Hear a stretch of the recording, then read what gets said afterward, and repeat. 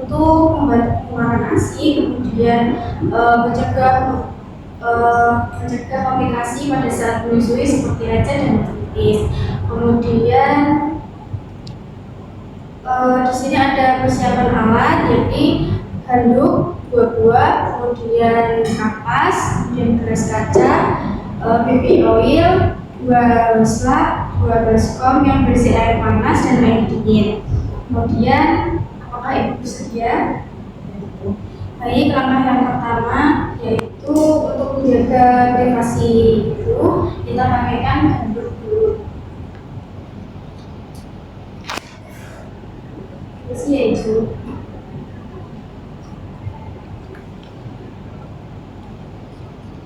Baik, permisi udah bersih dulu.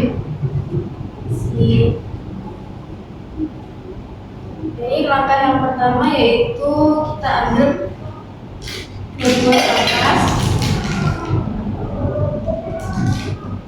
kemudian kita berikan baby oil secukupnya,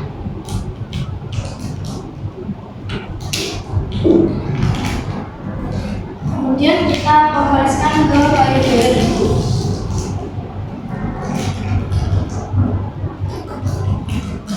Di bagian puting bisa minta tolong untuk dipegangkan. Nah, ini dikompres selama 2-3 menit. Apabila dirasa sudah 2-3 menit, bisa dilepaskan. Kemudian kita bersihkan dengan air hangat.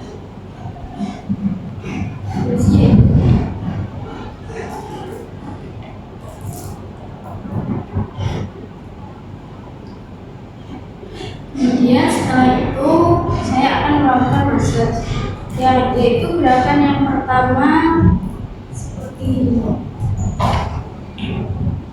Ditarik dari atas, kemudian berputar sampai ke bawah, lalu ditarik ke depan seperti ini. Gerakan ini dilakukan 20-30 kali. Kemudian gerakan yang kedua yaitu payudara disanggah, kemudian tangan sebelah sini tarik ke bawah, kemudian seperti ini. Ini juga dilakukan 20-30 kali. Kemudian yang ketiga, payudara disanggah, kemudian menggunakan bagian tangan seperti ini, lalu diarahkan ke bawah seperti ini.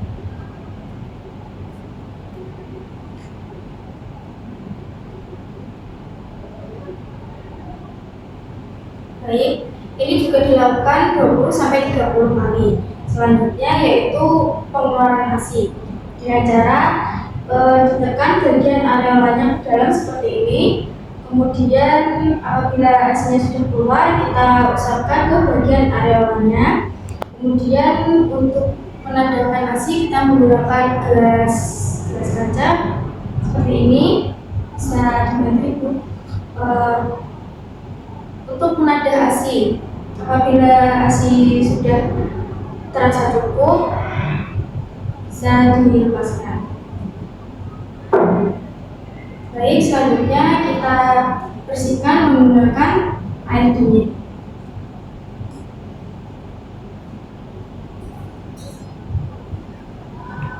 Ini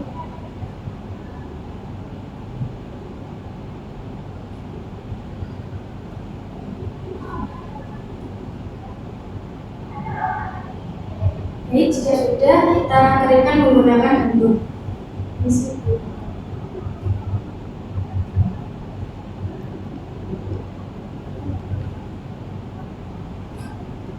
Kemudian jika sudah, kita bantu ibu untuk menggunakan pakaian ganti.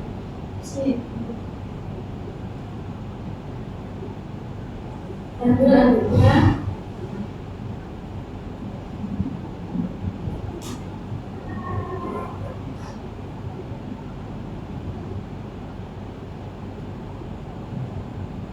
Jika sudah, baik ibu, itu dia perawatan payudara. Bisa ibu dilakukan di rumah juga. Apakah sudah jelas? Baik.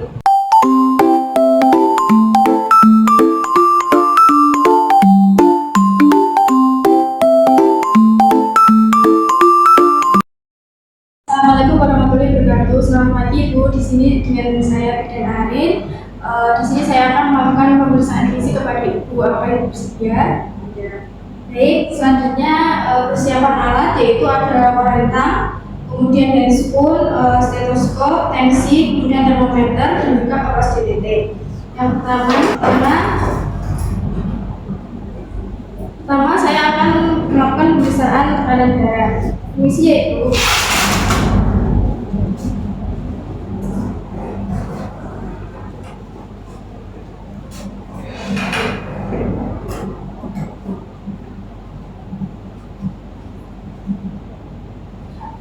Sambil memeriksa tekanan darah, kita juga bisa memeriksa suhu Ibu. Permisi.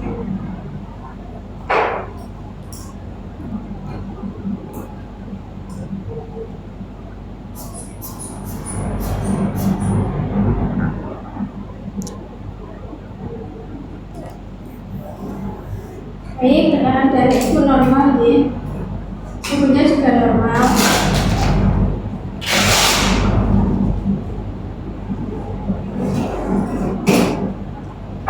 Baik, selanjutnya Ibu silakan Ibu berbaring.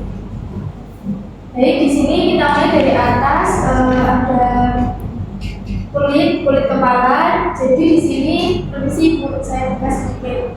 Di sini kulit kepalanya tidak kering dan tidak ada kotoran. Kemudian ke bagian wajah yaitu mata. Di sini seleranya bagus, tidak kuning. Kemudian konjungtivannya juga tidak pucat, warna merah muda. Kemudian kita turun ke leher. Di sini kita periksa untuk kelenjar, kemudian juga kelenjar tiroid. Kemudian kita turun ke payudara. Ibu apakah merasa ada hubungan ASI? Tidak, baik. Kemudian kita turun ke perut abdomen. Kemudian kita periksa apakah fundusnya terasa keras. Apabila terasa keras, itu artinya kontraksi bagus. Kemudian kita periksa ekstremitas, apakah ada pembengkakan atau odem. Kita periksa. Misi Bu. Baik, tidak ada. Kemudian kita periksa bagian genitalia.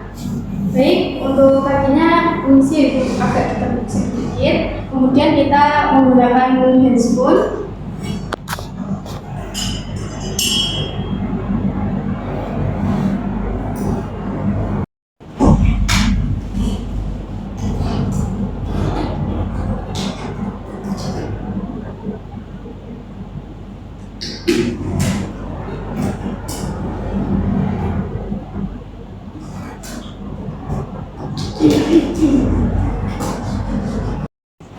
Baik, kita periksa ya Ibu, permisi. Di sini kita lihat apakah rangkaiannya berwarna merah, artinya bagus. Kemudian jahitannya sudah membaik dan kering, kemudian tidak ada pendarahan aktif.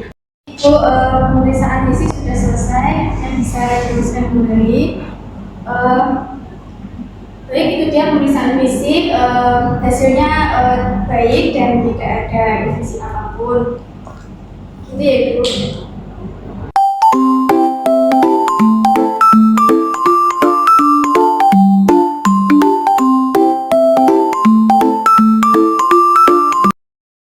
Warahmatullahi wabarakatuh. Selamat pagi Bu. Perkenalkan saya Eden Arin yang bertugas pada pagi hari ini.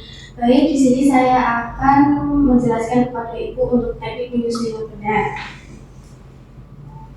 Baik, yang pertama Ibu duduknya kakinya ditapakkan ke lantai, kemudian Ibu duduk yang nyaman. Apa Ibu sudah nyaman? Sudah. Baik, yang posisi pertama yakni tangan kiri menyangga bayi, kemudian yang tangan kanan bentuk huruf C, kemudian nempel ke payudara.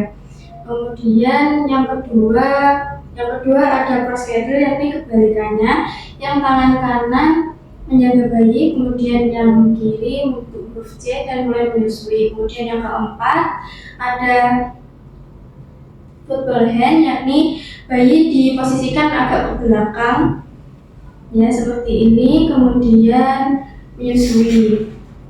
Ini biasanya dilakukan kepada bayi yang kembar. Kemudian yang keempat ada posisi laying down, yakni dilakukan ketika ibu berbaring sejajar dengan bayi. Baik ibu, itu dia 4 teknik menyusui yang benar.